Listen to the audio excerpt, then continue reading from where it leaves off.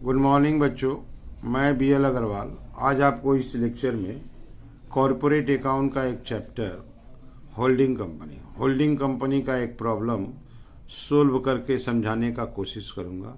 ये एक miscellaneous problem होगा। मिसलेनियस प्रॉब्लम कहने का मतलब एक ही प्रॉब्लम के अंदर डिविडेंड, रिवैल्यूएशन या बोल सकते हो आप बोनस शेयर, ठीक है, एटसेट्रा डिफरेंट टॉपिक्स इंक्लूडेड होगा। That is called advance level of problem. तो ऐसा एक प्रॉब्लम सोल्व करके समझाने का कोशिश करूंगा, ठीक है। ये रख दिया आपके सामने एक प्रॉब्लम। बैलेंस शीट है हीरो लिमिटेड का, सरीन लिमिटेड का शेयर कैपिटल 4 लाख है, 10 का शेयर है, तो इसका मतलब हो गया 40,000 शेयर होगा। 40,000 शेयर से आपका 4 लाख हो जाएगा। रिजर्व सरप्लस में 5 लाख। इस बार डिवेंचर देखिए, लॉन्ग टर्म बोरोइंग 1.5 लाख है। करेंट लायबिलिटी में ट्रेड पेएबल, और ये एक करेंट अकाउंट है। करेंट अकाउंट 50,000 है। इस करेंट अकाउंट को थोड़ा सा एसेट्स की तरफ भी देख लेते हैं। ये देखिए करेंट अकाउंट एसेट्स की तरफ है 60,000। यहाँ है आपका 50,000, यहाँ है आपका 60,000। इसका मतलब 10,000 रुपया जरूर ट्रांजिट आइटम होगा। तो दोनों current account consolidated balance sheet से कैंसिल कर देंगे। ट्रांजिट स्टॉक का रहा तो इन्वेंट्री में, कैश का रहा तो कैश में प्लस कर देंगे, ठीक है। तो ये करेंट अकाउंट का एडजस्टमेंट होगा। फिक्स्ड एसेट्स है इन्वेस्टमेंट। यहाँ बताया नहीं है कि सरीन लिमिटेड में कितना इन्वेस्टमेंट किया गया था। उसके लिए आपको अदर इन्वेस्टमेंट की तरफ आना होगा। यहाँ इन्वेस्टमेंट का नोट्स टू अकाउंट है। यहाँ देखिए 24,000 शेयर खरीदा था और डिवेंचर भी रखा था। 80,000 का डिवेंचर 85 में। तो कॉस्ट ऑफ कंट्रोल में डिवेंचर का भी काम करेंगे और शेयर का भी काम करेंगे। लेकिन अगर अभी हम परसेंटेज अगर निकालें 24,000 शेयर, 4 लाख शेयर में 40,000 शेयर में 60% आएगा। लेकिन एक बात का ध्यान रखना होगा, अगर ये शेयर कैपिटल आफ्टर बोनस है तो पहले बिफोर बोनस करने के बाद परसेंटेज निकालेंगे, ठीक है।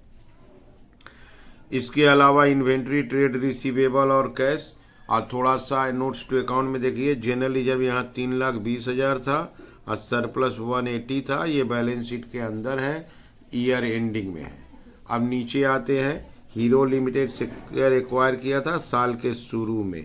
तो साल के शुरू में शेयर एक्वायर कर लेने से करेंट ईयर का जो भी प्रॉफिट होता है वो पोस्ट बन जाता है, ठीक है।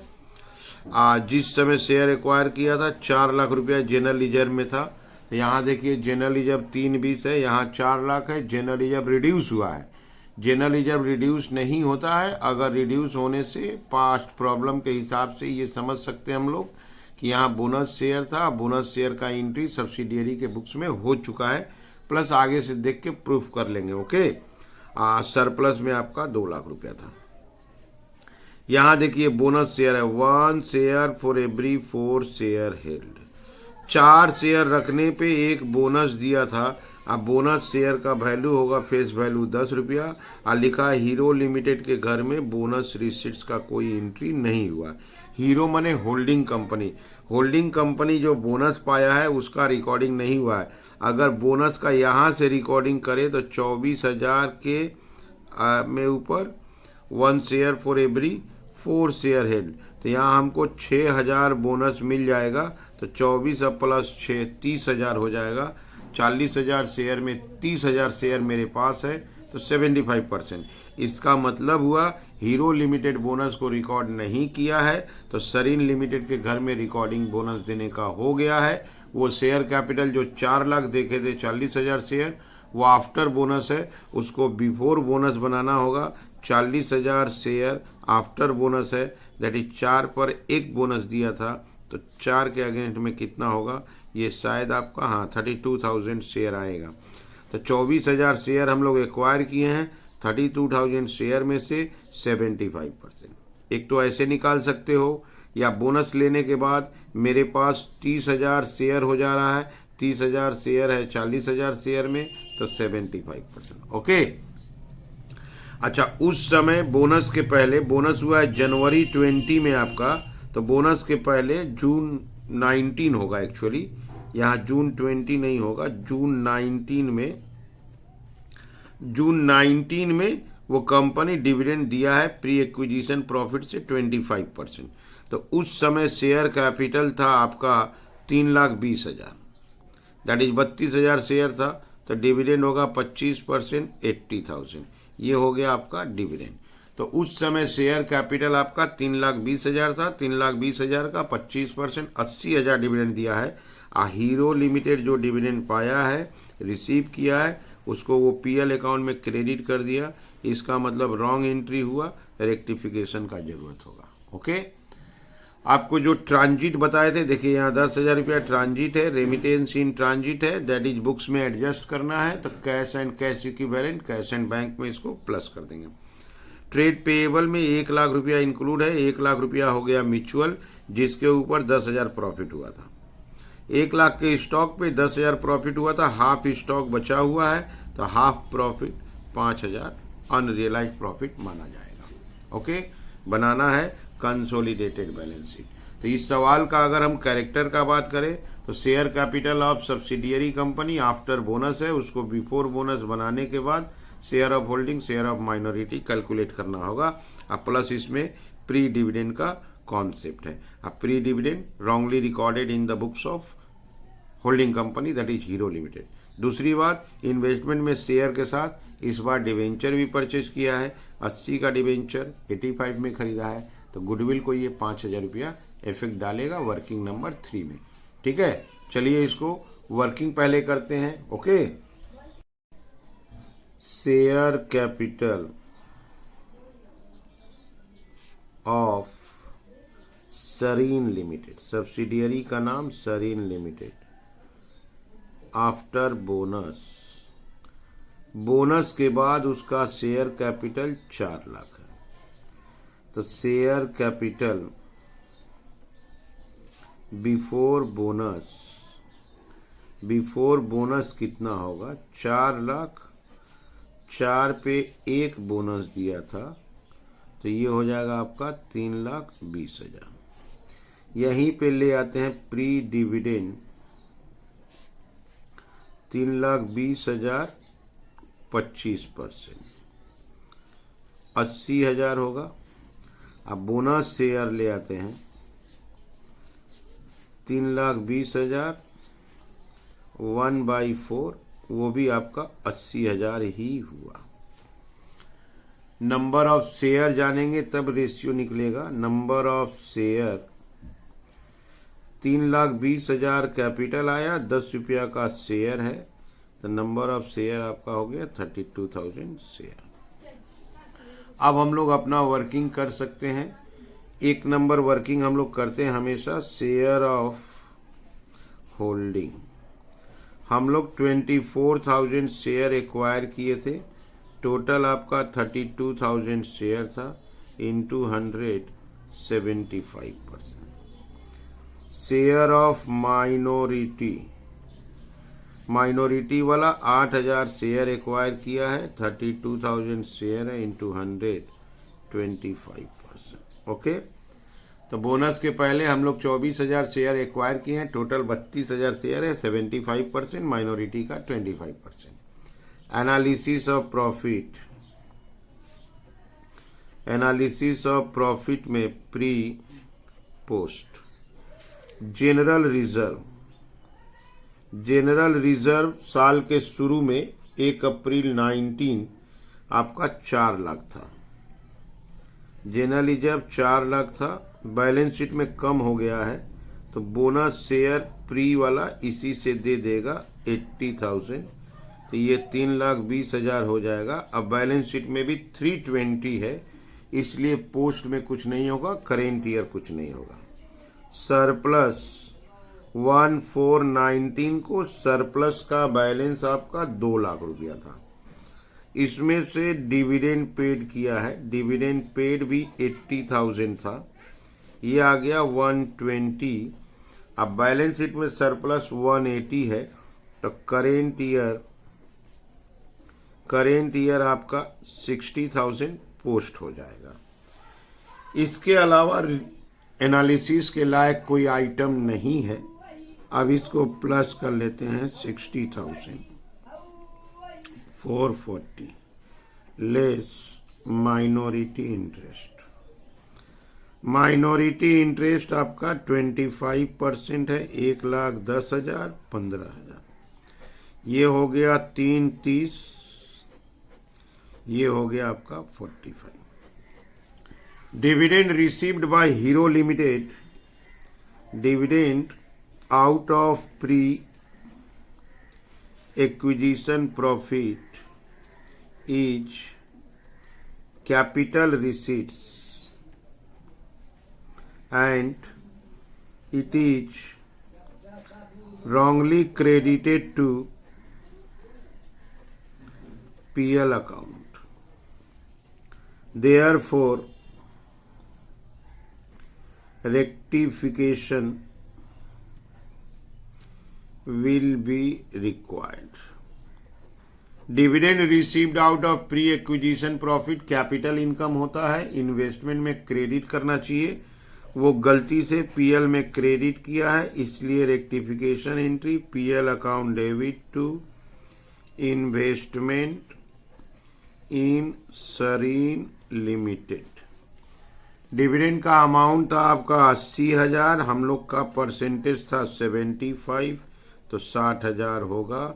और ये दोनों जगह से दैट इज पीएल से भी माइनस, इन्वेस्टमेंट से भी माइनस कर दिया जाएगा। तो ये धीरे धीरे दो वर्किंग कर दिए।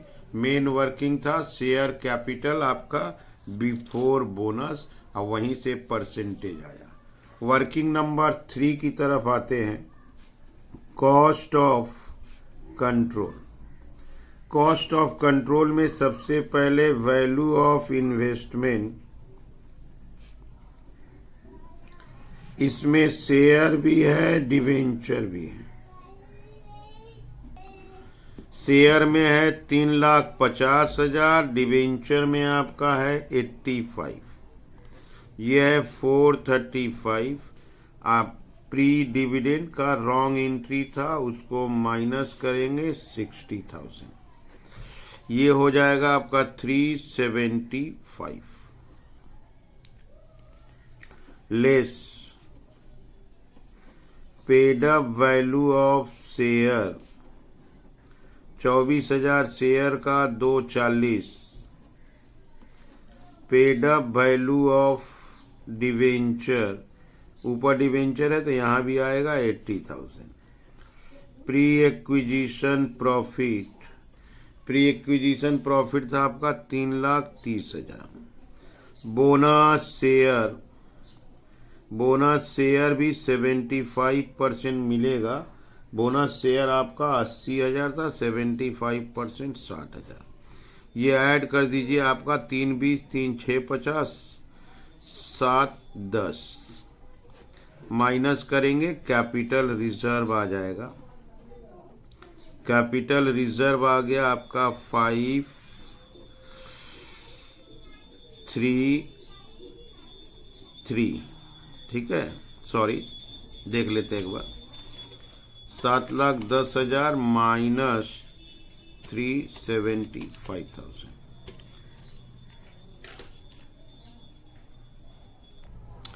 ठीक है, ये 335 सही है। इसके बाद वर्किंग नंबर 4 की तरफ चलते हैं। वर्किंग नंबर 4 हो गया आपका minority interest. Paid up value of share, paid up value of share में इनका होगा 80,000 plus pre acquisition profit plus post acquisition profit plus bonus share. Bonus share में आपका 25% बोनस पाएगा। तो प्री एक्विजिशन प्रॉफिट था 110, पोस्ट था 15,000, आप बोनस आपका मिलेगा 25% 20,000, ये हो जाएगा आपका 225, ठीक है। अनरियलाइज्ड प्रॉफिट सोचते हैं।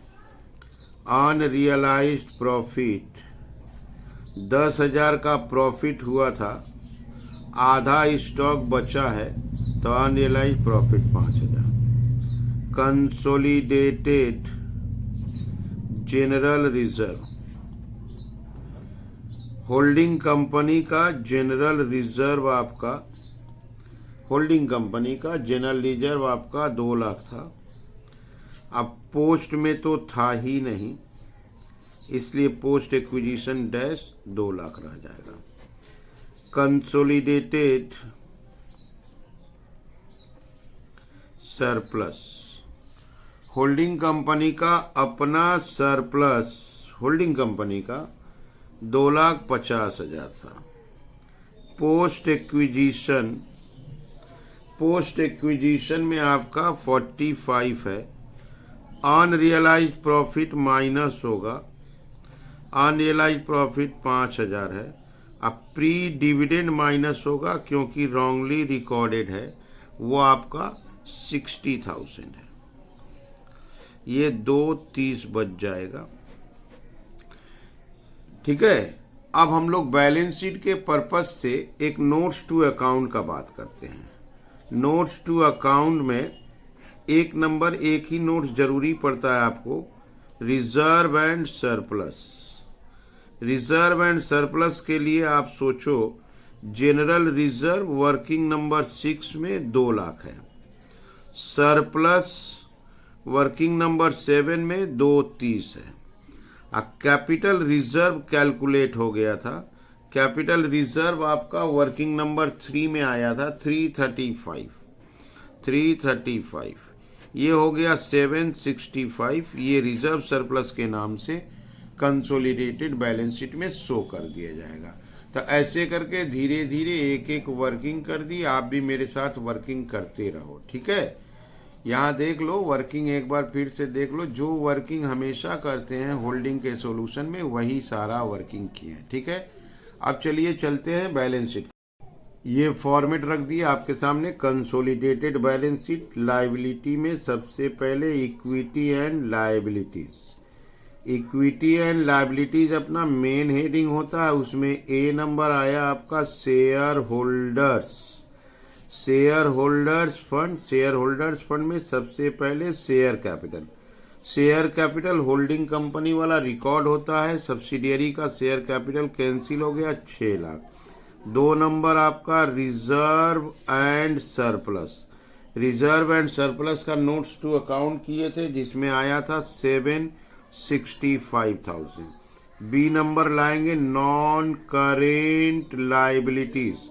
नॉन करेंट लायबिलिटीज में एक नंबर आइटम आएगा long term borrowings.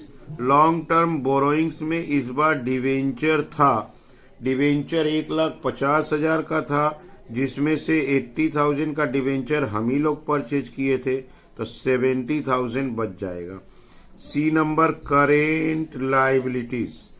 Current liabilities के अंडर में ट्रेड पेएबल था। ट्रेड पेएबल में म्यूचुअल था 1 लाख का, तो ट्रेड पेएबल दोनों का प्लस कर देंगे 550, 1 लाख माइनस कर देंगे 450। अच्छा, करेंट अकाउंट कैंसिल हो गया।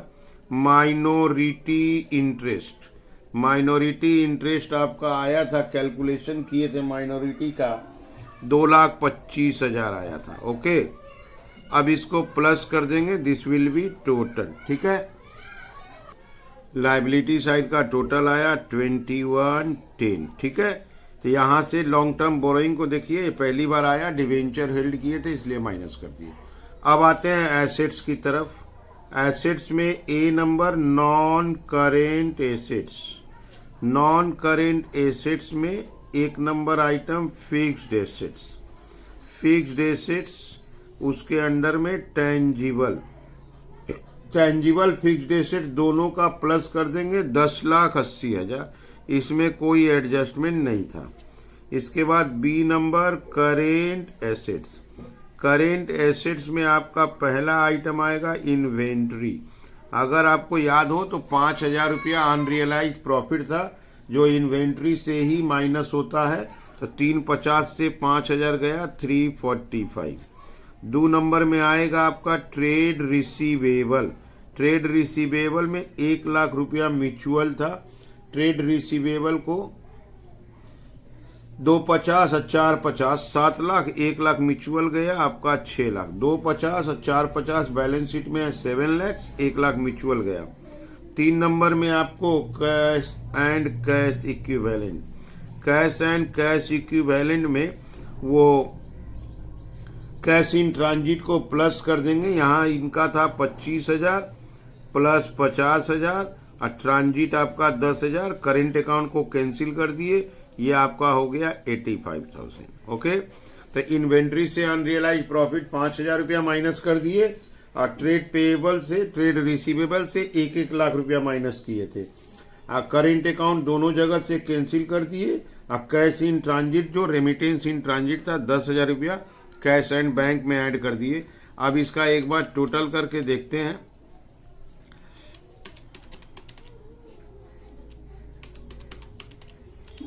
यस, आपका 2110 आया। This is the total match कर गया। तो टोटल मिल जाने से समझिए एक बार हम लोग सवाल सही सही सोल्व कर पाए हैं। तो ये हो गया आपका बैलेंस शीट। बैलेंस शीट एक बार फिर से देख लीजिए। शेयर कैपिटल अपना वाला लिखते हैं, सब्सिडियरी का कैंसिल। नोट्स टू अकाउंट से ले आए रिजर्व सरप्लस। डिवेंचर 150 था जिसमें 80,000 का डिवेंचर हम ही लोग एक्वायर किए थे, जो इन्वेस्टमेंट में कैंसिल किए, 70 बच गया। दोनों ट्रेड पेएबल जोड़ने के बाद इसमें से 1 लाख रुपया म्यूचुअल माइनस किए, माइनॉरिटी पुट कर दिए। टोटल आपका 21,10,000। फिक्स्ड एसेट टेंजिबल को प्लस कर दिए, इसमें कोई एडजस्टमेंट नहीं था। इन्वेंट्री से 5,000 रुपया अनरियलाइज्ड प्रॉफिट माइनस किए। ट्रेड रिसीवेबल से 1 लाख रुपया म्यूचुअल माइनस किए। कैश में ये 10,000 ट्रांजिट का आइटम जो था करेंट अकाउंट का डिफरेंस, उसको प्लस कर दिए। टोटल 21,10 आ गया। ठीक है, आप लोग पहले वीडियो को पॉज कर लीजिए, क्वेश्चन को लिखिए और मेरे साथ साथ एक एक पॉइंट डिस्कस करते हुए सोल्व कीजिए। देखिए आपको 100% समझ में आ जाएगा। ठीक है, ओके, थैंक यू, बाय।